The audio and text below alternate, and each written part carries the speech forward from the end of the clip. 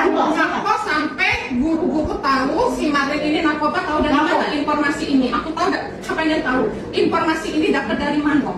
Dari video ini kita bisa menyimpulkan bahwa bahkan seorang guru pun di Indonesia itu masih banyak masalah.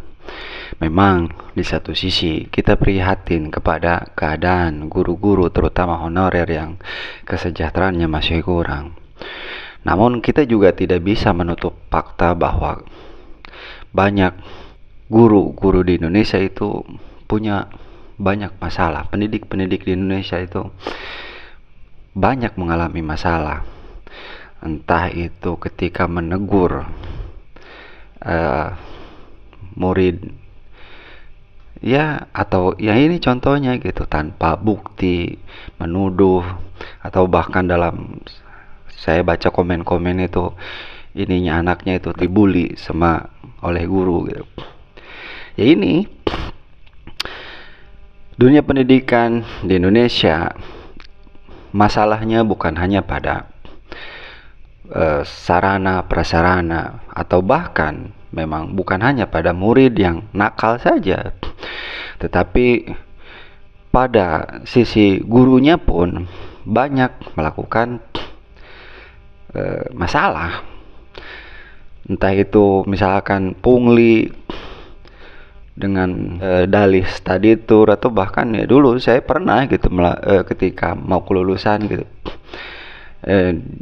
dalam tanda kutip gitu, ditakut-takuti atau diancam tidak mendapatkan ijazah atau buku rapot gitu kalau kita tidak ikut study tour itu gitu.